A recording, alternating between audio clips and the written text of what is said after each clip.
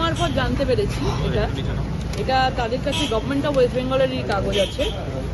এইখানে আরও এআরওতে রুমে কাউন্টিং রুমে কিছু লোককে যাদেরকে গভর্নমেন্ট অফিসিয়াল বলে অ্যালাউ করা হয়েছে, তার মধ্যে কিছু কিছু নাম আমরা এখান থেকে দেখতে পেয়েছি যে তারা প্রথম কথা কন্ট্রাকচুয়ালে রয়েছে এবং তারা প্রচণ্ডভাবে স্ট্রংলি তৃণমূলের লোক, তৃণমূলের নেতা রয়েছে।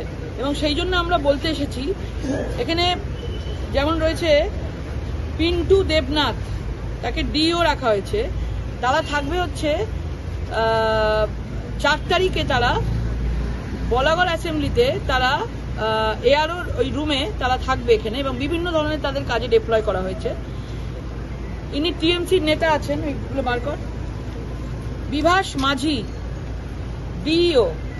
ডিও দেওয়া হয়েছে তাকে, বিভাস মাঝিকে। তিনি হচ্ছেন টিএমসির একদম সামনের নেতা এবং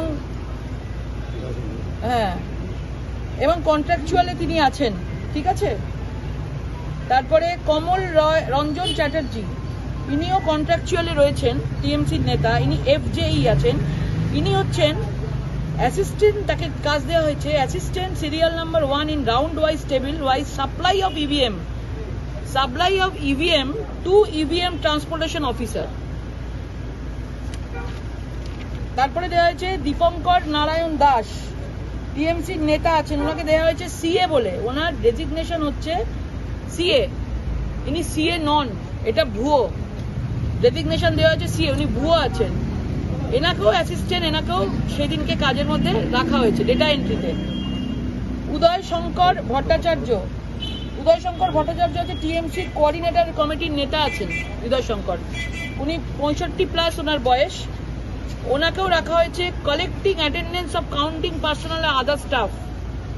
রাজু ঘোষ ইনিও আছেন, বিএসকে কাজ করেন এবং টিএমসির লোক আছেন। এই 6টা নাম আমাদের কাছে এসছে একটা বিধানসভার।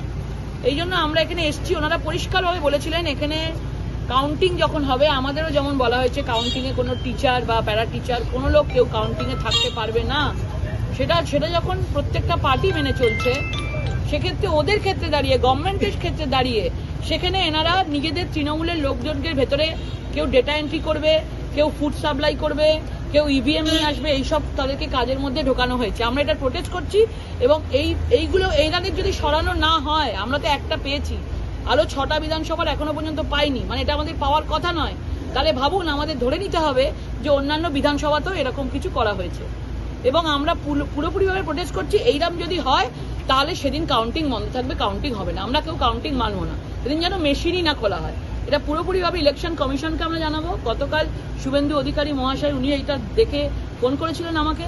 উনি বললেন গতকাল উনি কন্ট্রাকচুয়াল বেসিসে যদি কেউ কাজ করে তাদেরকে যেন এই এআরওর ঘরে কাউন্টিংয়ে যেন না রাখা হয়। উনি পরিষ্কার ইলেকশন কমিশনকে জানিয়েছেন।